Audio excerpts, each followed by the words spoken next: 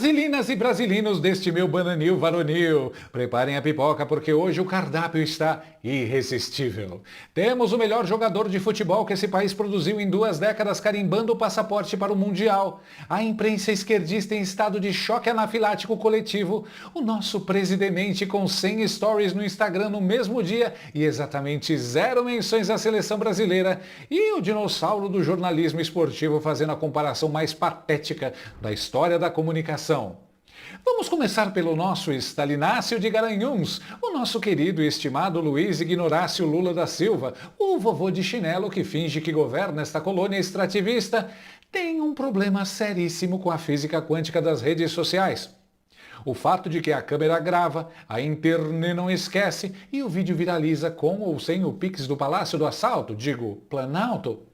Porque o clipe voltou, meus amiguinhos. Não adiantou chorar, não tem assessoria de imprensa do tamanho do mundo ou Janjinha fazendo dancinha de blogueirinho oficial do déficit público que consiga apagar o rastro. Assim que o Ancelotti soltou o nome do menino Ney, o mesmíssimo vídeo de Lula começou a brotar feito tiririca no X, no Instagram e no WhatsApp da sua tia crente de Goiânia. É o Lula, num daqueles lapsos freudianos terríveis, confessando ao vivo que tentou dar um migué ideológico na escalação da seleção, confirmando que foi consultado pelo técnico sobre levar ou não o camisa 10. Solta essa pérola aí, Stark. Ok, chefe. Completando outra vez 24 anos que a gente não ganha um título. 24. Se a gente não ganhar agora, vamos passar o recorde dos recordes sem ganhar a Copa. Por isso eu estou convencido que nós vamos ganhar essa Copa. Eu estou convencido porque eu conversei com o Ancelotti, eu achei ele uma figura extremamente séria, com a cabeça muito no lugar, e convencido de que só vai jogar quem tiver 100% de condições de jogar, que não vai convocar ninguém pelo nome, vai convocar se a pessoa estiver jogando, se a pessoa estiver treinada, se a pessoa estiver preparada, e quando o técnico tem seriedade, normalmente os jogadores sabem que tem responsabilidade. Então eu estou um pouco convencido que a gente vai ganhar essa Copa do Mundo. Parem o planeta que eu quero descer. O presidente da República foi consultado pelo técnico da seleção de futebol para saber se devia ou não convocar um cidadão específico.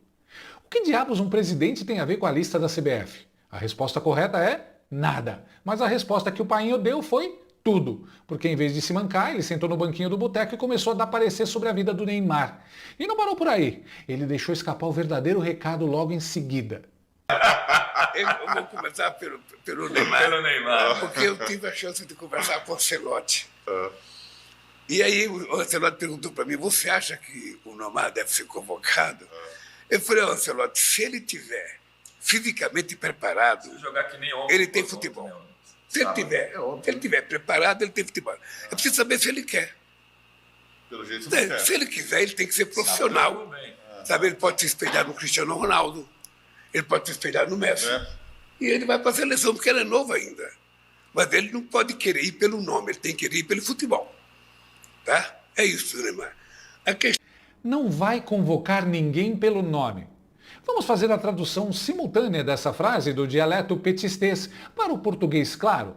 Tradução: não vai convocar ninguém cujo nome tenha 11 letras, comece com N, termine com R, tenha 79 gols nas redes adversárias e, o crime capital imperdoável, tenha aparecido fazendo o sinal de 22 com os dedos nas últimas eleições presidenciais, quebrando a régua ideológica do sindicato do 9 dedos. Coincidentemente, o Bananinho não ganha desde que o PT venceu as eleições em novembro de 2002. A Copa foi em junho e julho de 2002, lembra? O Lula foi para o microfone e deixou escancarado que o critério de convocação que ele estava tentando empurrar a goela abaixo do italiano era pura e simplesmente um julgamento do Tribunal Revolucionário Partidário. E aí, o Carlo Ancelotti simplesmente convocou. Cagou sumariamente para as dicas táticas do Palácio do Assalto. Olhou para os 79 gols, olhou para o calendário e chamou o homem. A reação do governo foi a coisa mais previsível do mundo. O perfil oficial do presidente publicou mais de 100 stories nas redes sociais no mesmíssimo dia da convocação da seleção brasileira. O homem falou de reunião bilateral, de assinatura de decreto, de assunto que até o diabo duvida que alguém se importe. E não mencionou a palavra futebol ou seleção uma única e miserável vez. Nenhum "Vai Brasil", nenhum emoji de bandeirinha, nada. Silêncio sepulcral de caixão abandonado em dia de tempestade. As eleições estão chegando, né? Mera coincidência. Por favor, me ajuda. Lula se acha o dono do Brasil e quer mandar não só na economia, na segurança, na justiça, na saúde, mas também no que você pode ver e escrever nas redes, no WhatsApp e quer mandar até no futebol. Postura típica de ditador. Então, ter que calar a boca e engolir quietinho, para ele deve ter sido doloroso. Bem feito. Mas se o Stalinácio resolveu aplicar a tática do avestruz e enfiar a cabeça na terra, o nosso querido Juca Kfouri não conseguiu se conter. O decano da bola vermelha, o oráculo de Pinheiros, tem uma consistência invejável em errar em altíssima velocidade. É uma façanha quase olímpica. Minutos após o Ancelotti carimbar a quarta Copa do Mundo do maior artilheiro da seleção, o Juca liga a câmera na live do UOL, toma um ar solene e solta essa iguaria do pensamento contemporâneo. Solta o áudio aí, pipa! Deixa comigo. Para encerrar minha primeira participação, eu diria para você o seguinte: Neymar é como os Bolsonaro, faz tudo errado, mas está sempre no meio da notícia, está sempre causando. É exatamente isso que eu penso. Acompanhar o abismo cognitivo? O maior artilheiro da história da seleção brasileira acabou de ser comparado a uma dinastia política inteira, ao vivo, por um sujeito que cobra para comentar futebol. O Neymar tem 79 gols oficiais. Isso é mais que o Pelé nas contas da FIFA. É mais que o Romário, mais que o Ronaldo Fenômeno, mais que o Zico. Mas o Juca olhou para tudo isso e concluiu que o critério mais relevante é que o cara votou no candidato errado em 2022. Imagina você no Museu do Louvre, parado diante da Mona Lisa. Aí o guia do museu chega do seu lado e diz: Olha, essa pintura é até bonitinha, mas quer saber de uma coisa? O Da Vinci tinha um posicionamento muito questionável e apoiava o candidato errado na eleição de Florença. É exatamente esse o nível do Juca Kfouri. E o detalhe irônico? O Juca reclamou que o Neymar faz tudo errado, mas está sempre no meio da notícia causando. Meu amigo, o Juca acabou de fazer a autodescrição mais perfeita da história.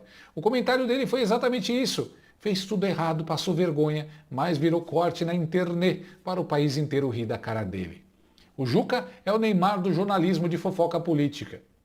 Muitos outros esquerdistas passaram vergonha. Um especialmente patético foi o namorado da Fátima Bernardes. Primeiro, ele havia previsto isso. Eu só queria dizer uma coisa. O Neymar, ele não foi convocado para a seleção. Depois, voltou para chorar. Olha, pessoal, tô vendo muita gente tirando onda aqui comigo, porque o Neymar foi convocado para a seleção. Quero dizer uma coisa, eu não me escondo, não. Eu torci contra a convocação do Neymar. Sabe por quê? Porque eu gosto de futebol.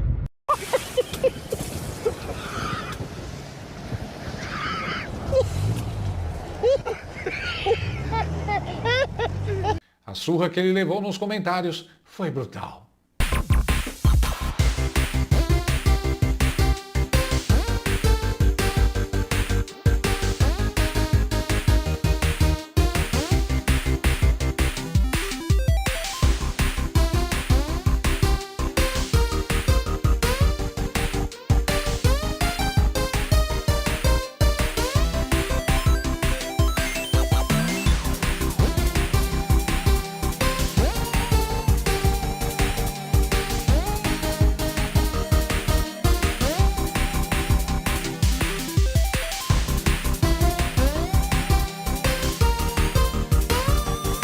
Mas calma que cabe mais humilhação. É pouco, eu acho que cabe mais, e eu acho que cabe mais, que tá pouco, meu Brasil. Nossa história melhora porque o Burger King Brasil, uma marca que adora surfar em pautas de lacração, resolveu que seria genial entrar na onda do cancelamento do Camisa 10 alguns dias antes da lista sair. Um pacote com 7 figurinhas custa R$7. Se pensa bem, é mais caro que 10 BK Chicken, que custam só R$7,90. E aí, 10 BK Chicken crocantes e suculentos ou uma figurinha de um certo jogador que nem foi convocado? Os publicitários de sapatênis estavam se sentindo os donos do mundo. Aí veio o Ancelotti e convocou o Neymar. O que faz a Bruna Biancardi, esposa do craque?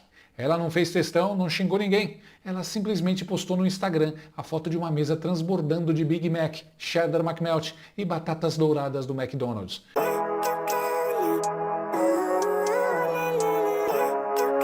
o maior pesadelo comercial do Burger King. E na legenda, escreveu com a classe de uma duquesa. E para comemorar, o melhor, McDonald's. Bom apetite! Foram mais de 1 milhão de visualizações em menos de 12 horas. E isso não foi uma resposta, foi uma execução pública. O Burger King tentou entrar no ringue para nocautear o Neymar e saiu de lá nocauteado pela esposa dele usando um McLanche feliz. É o suco de Bananil. Neymar nesse exato momento para a Bruna, como é que tá? Alguém do marketing do Burger King vai ser demitido hoje. E atenção, marketing do McDonald's. A bola tá pingando na área, é só chutar e correr pro abraço. Bora lançar uma promo com figurinha do Neymar. Vocês estão com a faca e o queijo na mão. Enquanto isso, o campo conservador foi pro abraço. O deputado Hélio Lopes correu para as redes sociais gritando a plenos pulmões. Não me decepciona não, meu irmão. Pelo amor de Deus, hein? Ouviu o Brasil! Não ouviu Lula! Parabéns! O Hexa vem! O Flávio Bolsonaro postou foto segurando o molde de gesso dos pés do Neymar, como se fosse uma relíquia sagrada medieval.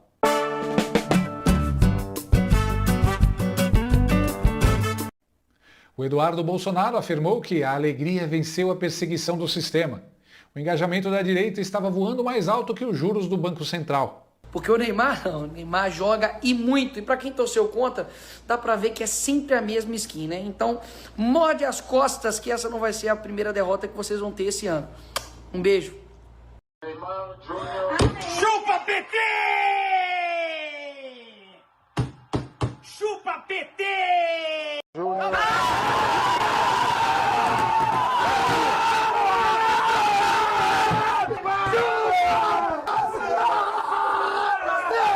Isso nos mostra uma radiografia perfeita do estado mental doentio que tomou conta de uma fatia imensa da imprensa e da elite política do país. Um ecossistema bizarro onde o Jair Bolsonaro virou uma entidade metafísica, uma presença onisciente que surge no reflexo da taça da Copa do Mundo, em cada medalha das Olimpíadas, em cada atleta que ousa vestir verde e amarelo e não pede desculpas de joelho por isso.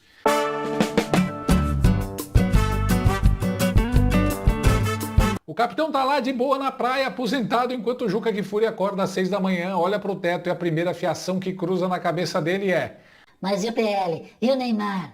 Isso virou uma condição patológica que precisa urgentemente de um código no manual de doenças.